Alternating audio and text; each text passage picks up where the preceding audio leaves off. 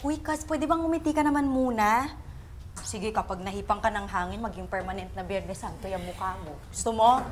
Una, sorry na. Pasensya na. Kasi naman, hindi ko pa matanggal sa isip ko yung tampuhan namin ni Leon eh. Wala. Stuck pa rin siya dito. I know. Eh, kaya nga kita sinama dito, di ba? We're going to bond, we're going to relax and enjoy para gumanda yung mood mo, okay? Saan ba kasi ito? Ano ba to? Hirap i-surprise! It's an upscale salon na lagi kong nakikita sa social media. And I thought, we should get a makeover. Sabi kasi nila, magagaling yung hair and makeup artists nito. So, I thought we should give it a try. And I'm sure, pagkatapos mong maayusan, tatalbogan mo yung hana na umaaligid kay Leo. Diba? Pero hindi mangyayari kung malate tayo. Kaya tara na. Tara na! Okay, let's try it. Let's try it. Hey, Jordan. Oh, Tony. Salamat, pwede ka. Kahit biglaan. Ako ba naman, Jordan? Para ka namang ibang tao. Alam mo namang matagal mo na akong abogado. Kaibigan na rin tayo at marami na tayong pinagsamahan. Kaya kung ano man ang kailangan mo, magsabi ka lang. Nabasa mo kung ano nasa isip ko, attorney, Sa totoo lang, hingi sana ako ng pabor sa'yo. Alam mo naman na yung wedding ko, malapit-lapit na, di ba? Ginawa ko na rin lahat ng pwedeng gawin para mapahanap, mapakontak yung kapatid ko para makapag-ayos kami. Pero hanggang ngayon, wala pa rin siyang paramdam.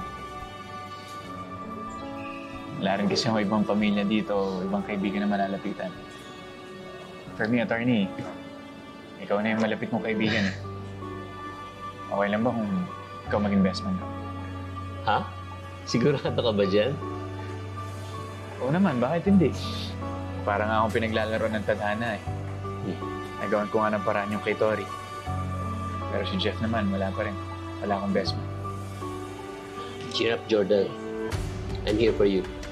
It would be my honor na maging best man. Salamat, Tori. Order tayo. Yeah.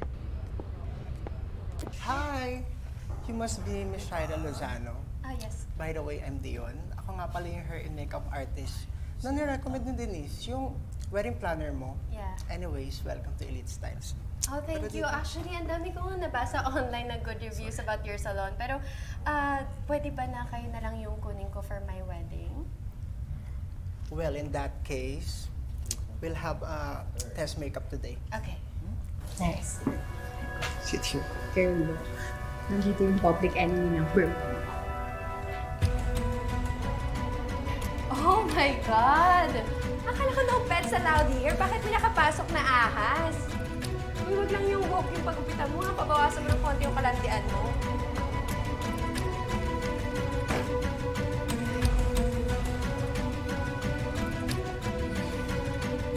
Excuse me.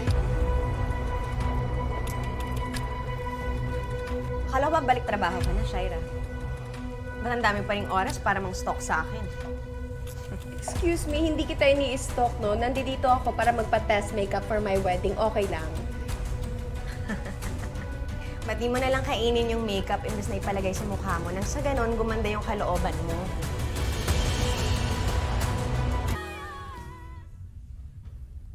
Ma'am, gusto niyo bang umipat na lang ng buwan?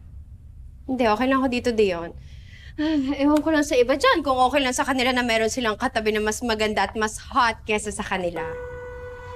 Alam mo, Shaira, ang tunay na maganda na papansin, hindi nagpapapansin. Sabi ko na nga ba, kapag nandito si Christy, syempre, nandito rin yung sidekick/bodyguard niya. Pero at least hindi ako parang tuta na sunod-sunuran kay Shaira. In fairness, no? Ang dami pa rin buhok. Kala ko kasi naubos nung sinaburutan ka last time. Ikaw, hindi ka pa ba nakapustiso? Ilang ngipin nga ba yung nabungi sa'yo nung pinapatok ko yung muso mo nung huli? Smile! So tell me, Christy, para kanino ka ba nagpapaganda? Para kay Leon ba yan o para sa fiancé ko? Huwag mo nga akong itulad sa'yo. Wala akong kailangan i-impress. Papaganda ako para sa sarili ko. Talaga lang, ha? May supervised visit na naman si Jordan this weekend. So tell me, how do you plan na landiin yung fiancé ko? Yakap lang ba? Just like what happened before? O gusto mong i-level up? Dagdagan mo na ng kiss. O gusto mo magbahay-bahayan pa kayong dalawa pero hindi nyo naisama si Tori? Shaira, ang galing mo talaga mag-imbento ng kwento. Pwede ka na magsulat ng teleserye, pero dapat yata pumunta ka ng simbahan, mangumpisal ka kay Father, kasi alam mo, requirement yon sa kasal. Tapos, masampal ka niya para naman maalog yung utak mo, mawala yung pagka-negatibo mo at masamang pag-iisip mo. Sa ganun, kahit papano, maging deserving ka naman sa mapapangasawa mo. So sinasabi mo hindi ako deserving kay Jordan? Sa bibig mo yan nanggaling, di sa akin. At sino ang deserving? Ikaw? Christy, past tense ka na. Endo na kayo. Ako na ang future ni Jordan. Ako na ang forever niya. Okay, congrats! Good for you, di ba? Pero parang paulit-ulit na kasi ako sa'yo, Shaira. Wala akong interes na sulutin niyang mapapangasawa mo. Ayusin mo yung ugali mo. Huwag kang nagpapauto sa mga fake news o magtotroll ng babash.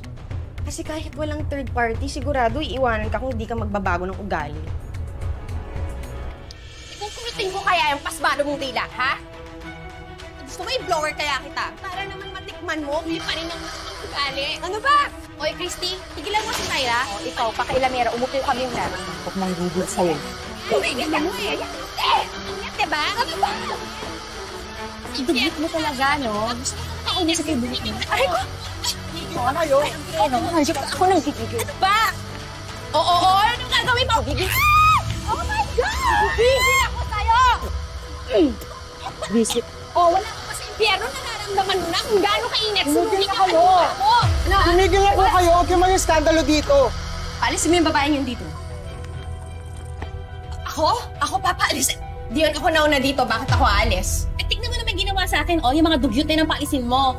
Kung gusto mo na ikaw yung kunin ko for my wedding at ikaw mag-ayos sa buong wedding entourage ko, I suggest na paalisin mo yung mga yan. Alam mo, huwag kang magpapa-intimidate sa babaeng yan. Okay? Kasi siya naman yung nauna eh. Wala akong ginagawang gulo dito eh. Ah, kapal na mukha mo nung wala kang ginagawang gulo. Ikaw ang nang-provoke sa akin. Di ba ang dami-dami ko ano ng mga bastos na pinagsasabi mo dyan? Ganyan talaga pag mga taga-bundok. God! Sorry, ma'am. Pero lumipat na lang kayo ng salon.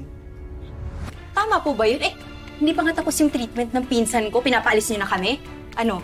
Meron silang right to refuse service para sa mga kagaya ninyong mga bastos ang ugali. Wow, Shaira! Galing mo! Hanggang dito talagang babaliktarin mo yung mga nangyayari, no? Tama po si Miss Shaira. Sorry, sir, pero hindi tama yan. Sa tingin niyo ba, hindi namin kayo irereklamo? I'm going to post this on social media. Hindi na, hayaan mo na. Lumipat na lang tayo, baka doon sa ibang salon, mas tapat pa at professional yung mga staff doon. Wag na tayo. Oo, tama dun kayo sa mga kagaya yung mga Haggard, dugyot. Go, go, go. Buy crinkles. Gusto mo yung sarili mo. Thank you ah. Oo naman, tingnan mo naman ginawa sa akin, girl, oh. Kakaloka. Kasi mo na. Dito ka na. Let's be. Bilis natin. Yung mga customer.